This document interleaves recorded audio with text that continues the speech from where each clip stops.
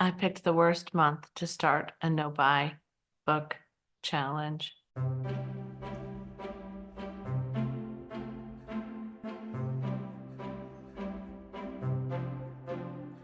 Hi readers, welcome back to my channel. And today we're going to talk about my most anticipated reads for the month of June. I am early this month.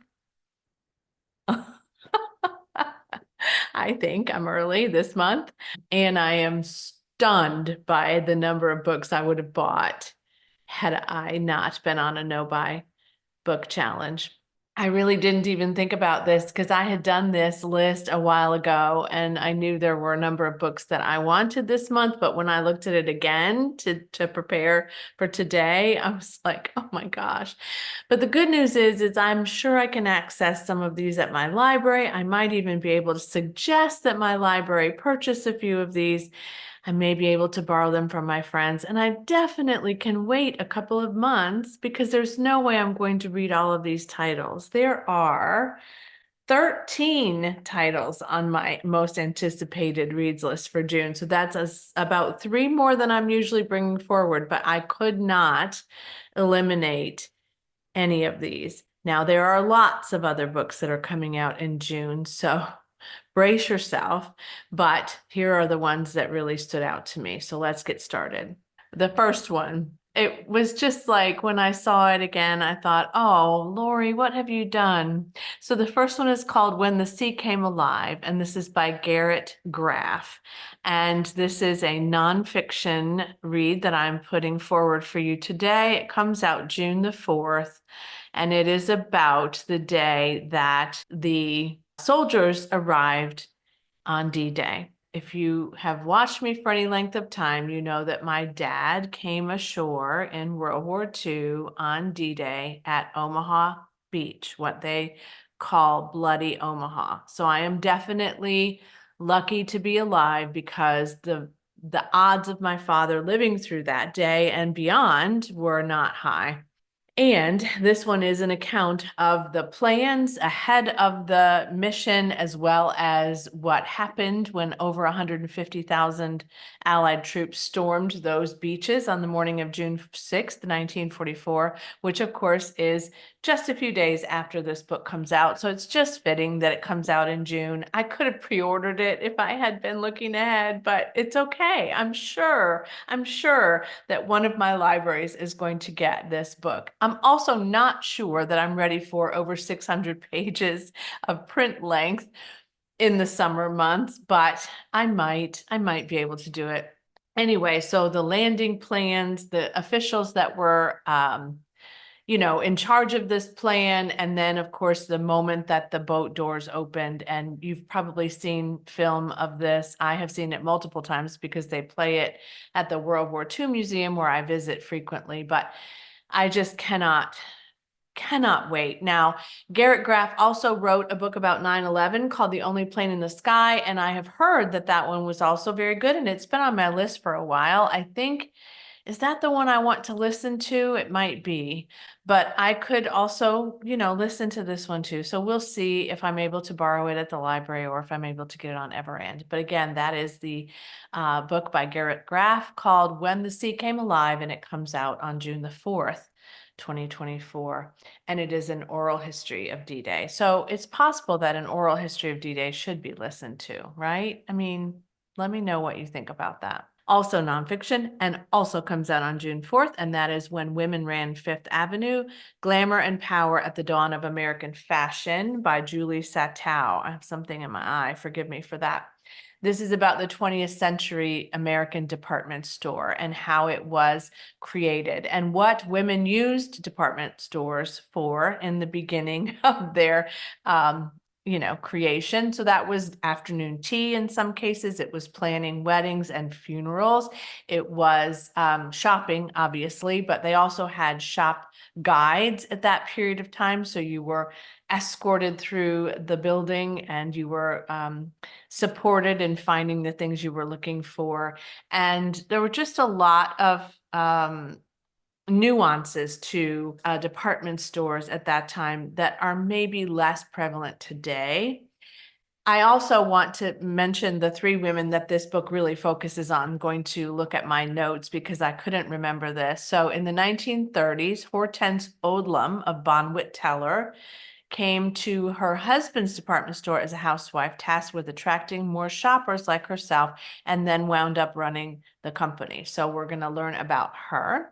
Also, Dorothy Shaver of Lord and Taylor championed American designers during World War II, before which US fashions were almost exclusively Parisian, and they were copies of dresses that were found in Paris. So she became the first businesswoman to earn $1 million salary.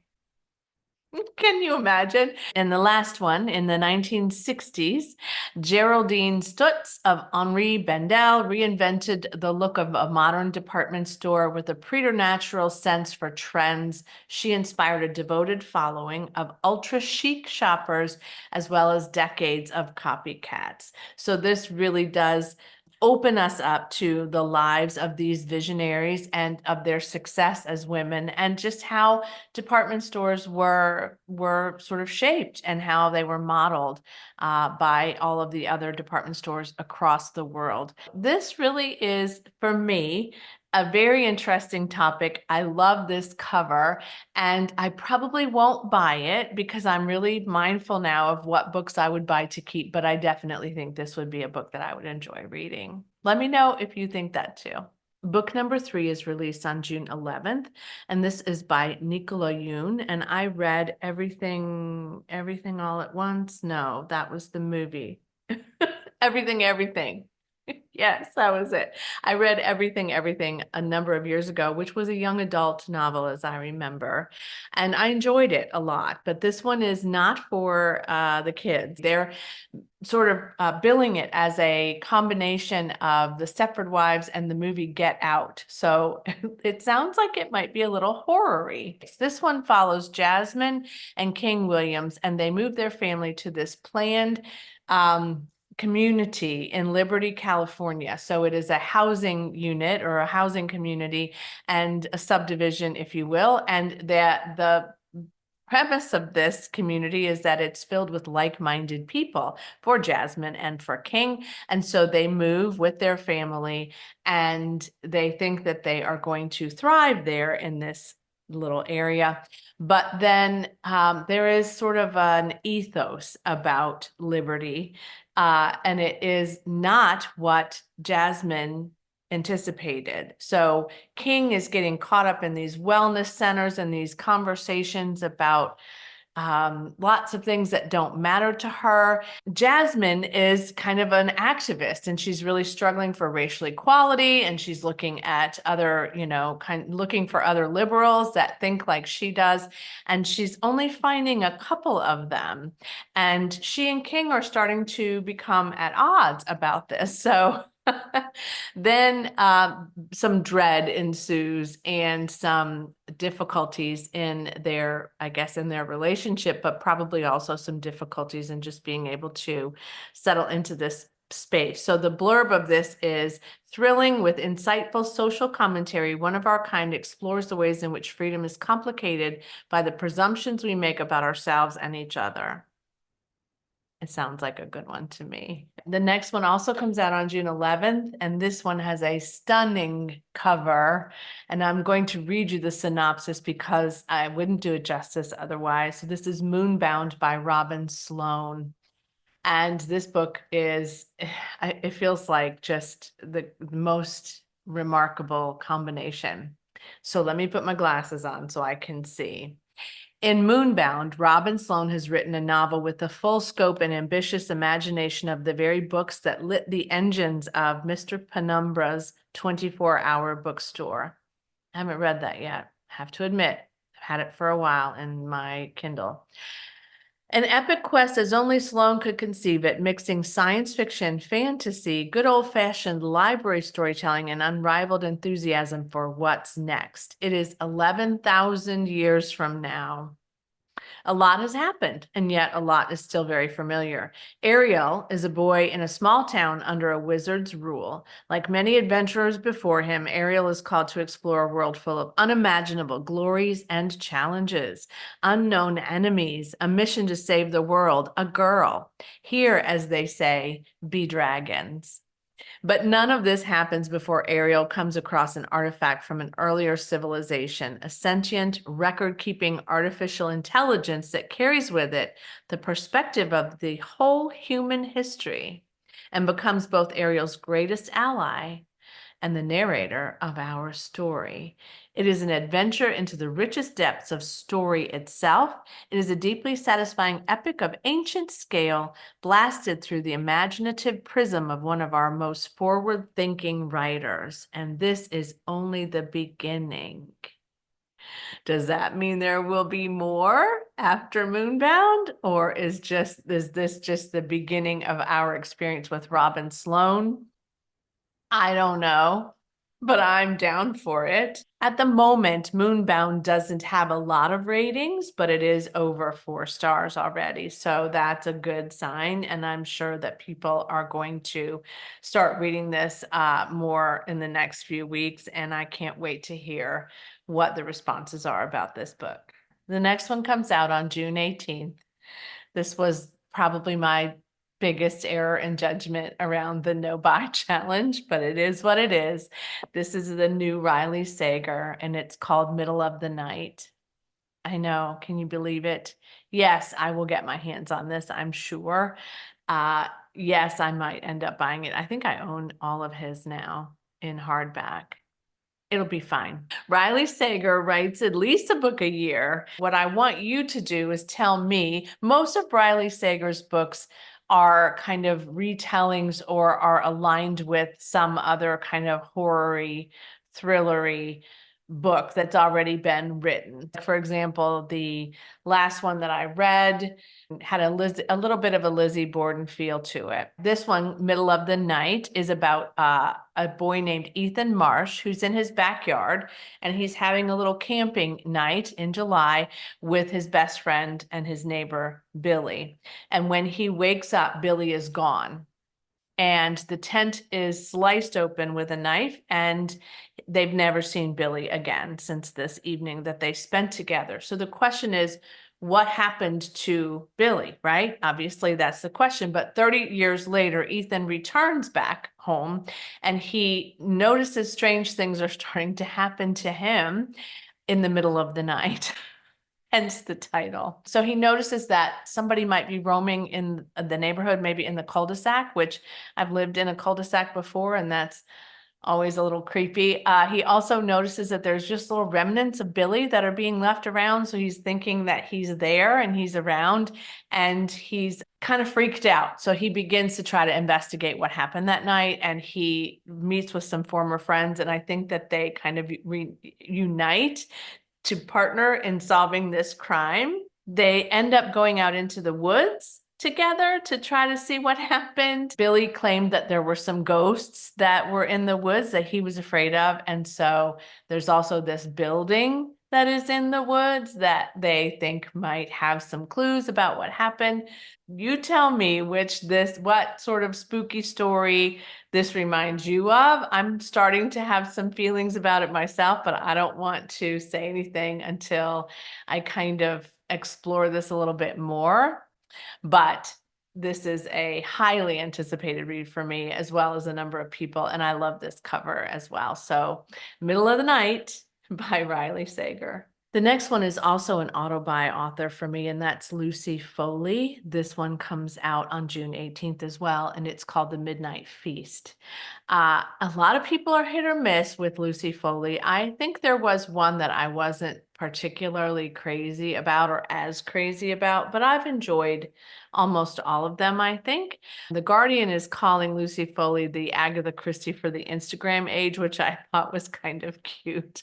I wouldn't say that I think she's an Agatha Christie-esque kind of writer, but I mean, there's a similarity there I can see. Nevertheless, this one is about a place called the Manor, and it's an open kind of a spa place where people gather and are drinking healthy drinks and are there's a pool and they have crystals and they have, it just sounds like it's a little woo-woo, if you will, and not in a negative way. Don't take me wrong on that. I'm not suggesting that woo-woo isn't a lovely thing, but they're all together and they're all eating and drinking. There might be a little bit of CBD oil in their little cocktail as well.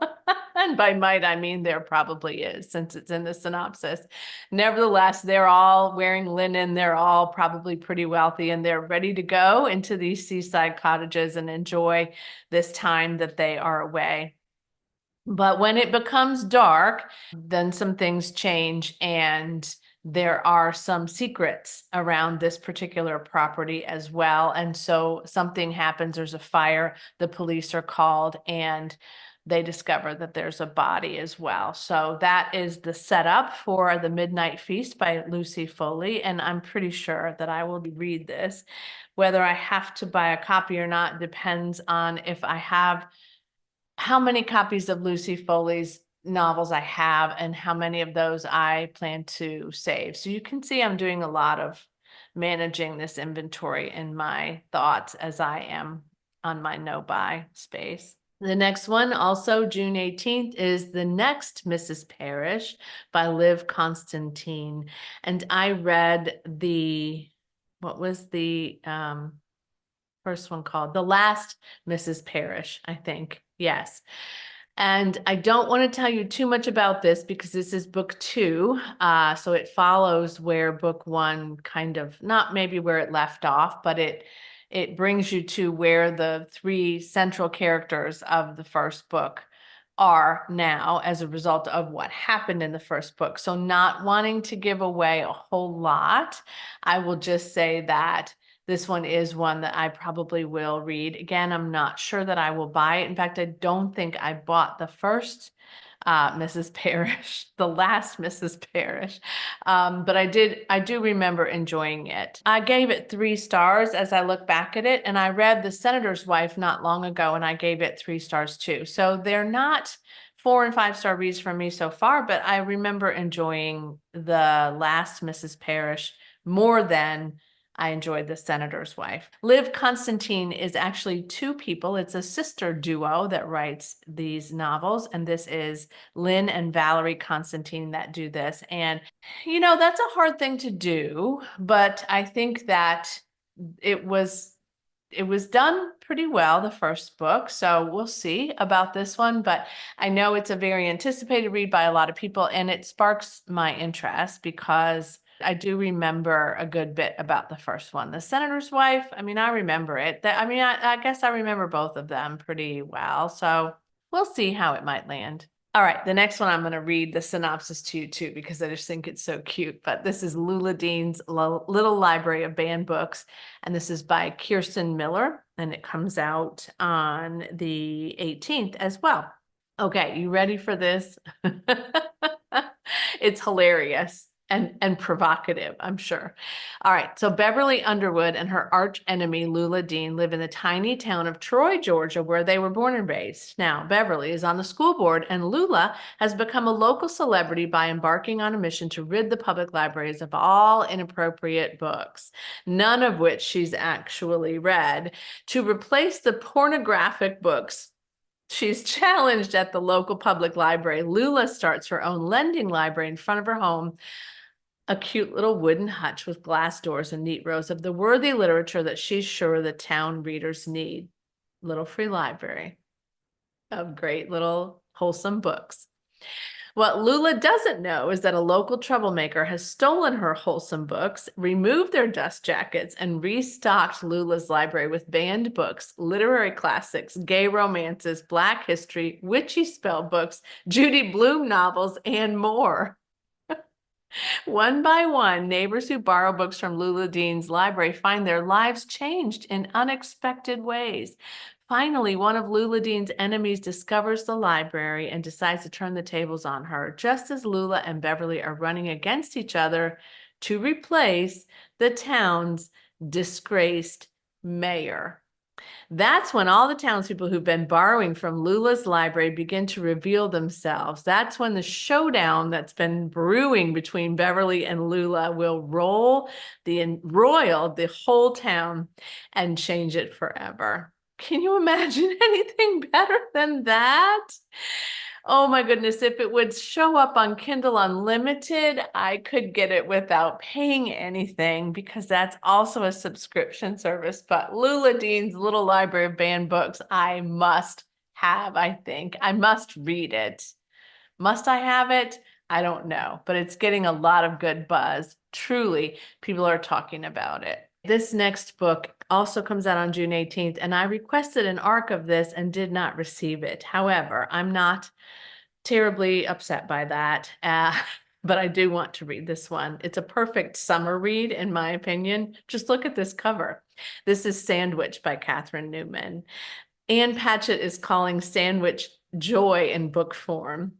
And I think she's right. By just the synopsis, it sounds like it's joyful and interesting and probably hard to read at times. But this is about a family, and at the heart of this family, the main character, whose name is Rocky, and her family has been going to Cape Cod for the summers for a yearly escape for a very long time. So this summer is no different. They have a little beach town rental, and it usually provides sunny days, and they have lots of great meals, and they talk and visit, and they share lots of things as a family. However, Rocky is now finding herself between her kind of teenaged or half-grown kids and her aging parents, and she's also in the midst of menopause. I don't probably have to say any more than that. So she's noticing her body is changing, her life is changing. She's not as kind and calm as she has once been, and she just feels like she's going to lose her mind. She's also reliving a number of past summers and her life in general. She's just kind of reassessing, as we tend to do at certain times in our lives. She is in a flux. She just feels like everything is topsy-turvy. And then she discovers, I think, or comes face to face really with her family's history and what could be their future. And she realizes that she has to kind of step it up and be the full Rocky that she can be. I think that that's what this is about anyway. It's turbulent, it's funny, it apparently will also make you cry. And if Ann Patchett likes it, chances are I'm going to like it too. I really wish I had been given an advance copy of this, but I'll get it. I'll get it somehow. I'll get it some way. It'll all be fine. This one, I really, really am delighted by this premise, and I'm sharing this with you because of a couple reasons. One, because this is an author that has another book out that I'd like to read, and a lot of you have said you loved, and so there's that. And two, the description of this plot is just incredibly funny and sweet to me. So this is Ashley Poston's new release called A Novel Love Story, which comes out on June 25th. And she's the one who wrote The 7-Year Slip, which is one that a lot of you have enjoyed. And it's been on my radar for a while. I just haven't gotten it. This comes out on hardcover and in paperback on June 25th. So you're able to choose which one works best for you. Check out this premise because this is hilarious. So the main character of this book is Eileen Merriweather, and she is a happily ever after reader. She loves fictional books where everything comes together and goes well. And so she is about, and she feels safe in a book, the synopsis says. So she's about to leave to go to her book club and it's a retreat this year. And she's going to read this book and she's going to go and talk about it with her friends. But on the way to this retreat with her book club, her car breaks down and she's stranded in a quaint town, which is feeling to her like it's right out of a book. And the town is called Aloriton. And it is the town of one of her favorite romance series novels. So Aloriton has a lot of sweet little people in it and a lot of sweet little things. Like it feels like home to her. It feels like her town, right? She's also pretty sure that she's found herself in Aloriton because she's supposed to help the town have a happy ending. But there's a bit of a curmudgeon-y guy in the town who actually runs the bookstore, and he doesn't want her to finish the book or do anything related to anything happy that could happen in Aloriton. So I'm curious about this one. It's an interesting, it reminds me of Schmigadoon. It reminds me a little bit of the Apple TV series Schmigadoon. If you haven't watched that, if you've read this or you do end up watching reading this, let me know if it reminds you of Schmigadoon too. But yeah, I think this is cute, and I'm pretty much in, but I think I'd like to read the 7 Year Slip first. We'll see. I have lots of time. I have all the time in the world. Okay, the next one is by Beatrice Williams, and this one comes out on June 25th. It is called Husbands and Lovers, and I have a Beatrice Williams novel that I got an arc of when I first started my channel all those years ago, an unrequested arc called Summer Wives. And I was just thinking about my summer TBR and wondering if I still have Summer Wives because I haven't ever read it. Okay, so I love the cover, but I also love the synopsis of this. Most of Beatrice Williams' novels are historical fiction. They almost all involve women and some sort of angsty kind of event. But this one is quite something. Okay, so one timeline is New England in 2022, and a single mother, Mallory Dunn, has received a phone call that her son has been in an accident, airlifted from summer camp, and he has acute poisoning from a toxic death cap mushroom. So he now needs a new kidney as a result of this poisoning, and she's looking for someone to be a donor for her son so that he can live without all of this dialysis. And her mother was adopted from an Irish orphanage in the 1950s. So her mother's heritage is unknown to them. She also had a summer romance 14 years ago. And this is 3 years ago when this happened. So if you do the math, it's very possible that Mallory doesn't know for sure who her son's father is. But the person she had the affair with is a very famous singer-songwriter. Then you go back to Cairo in 1951, and a Hungarian refugee named Hannah Ainsworth has started to create a new life for herself and married a British diplomat, and they end up in Cairo. But then something happens there to her, which creates a passionate affair that brings something new that Hannah is longing for. And a pregnant Hannah finds herself snared in a game of intrigue between two men. And this, whatever she chooses, it says it echoes down into the generations. Okay, so this takes us, it says, on an unforgettable journey of heartbreak and redemption from the revolutionary fires of mid-century Egypt to the moneyed beaches of contemporary New England. It sounds fantastic to me.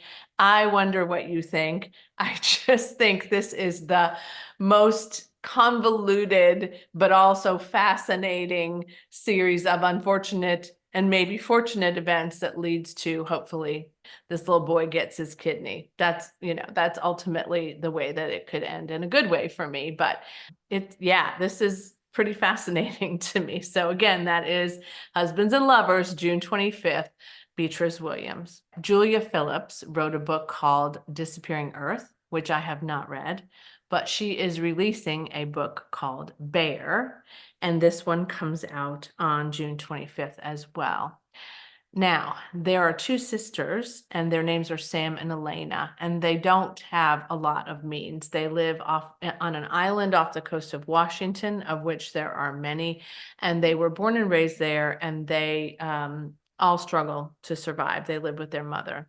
Sam works on a ferry that delivers people to their vacation homes, and Elena bartends at a golf club. So they really make their living on the sort of the wallets of wealthy people.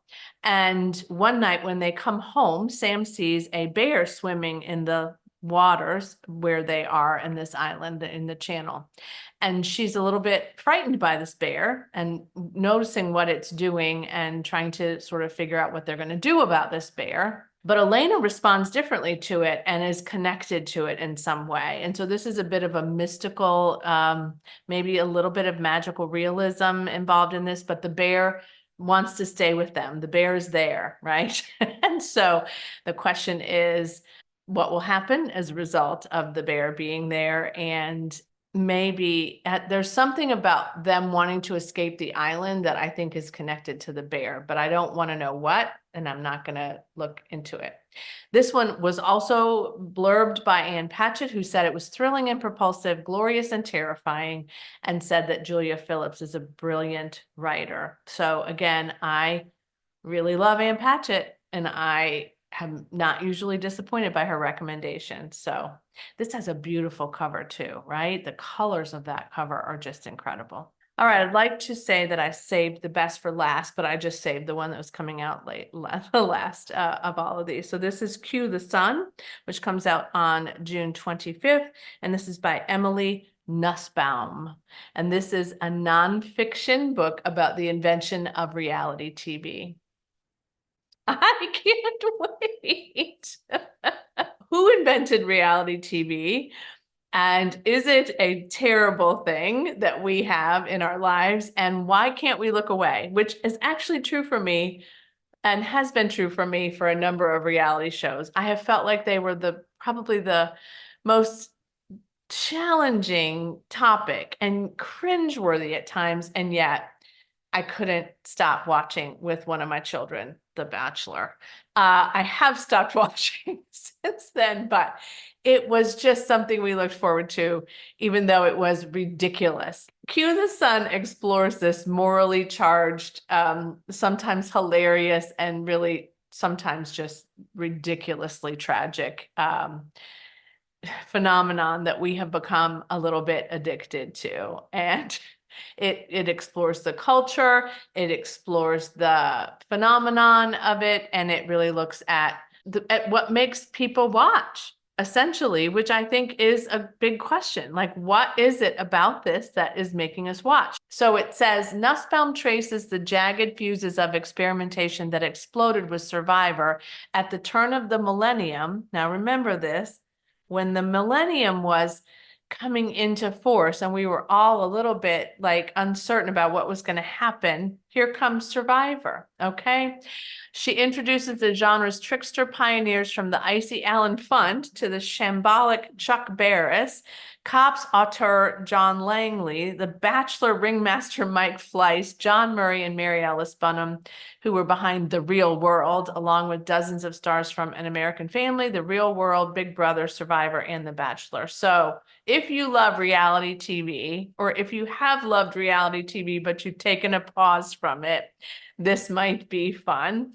I really am kind of interested in this, and obviously because I brought it to your attention, but also, yeah, I mean, but look at that cover. I mean, that's such a retro-y, fascinating cover too. I just love it. So there you go. Cue the sun.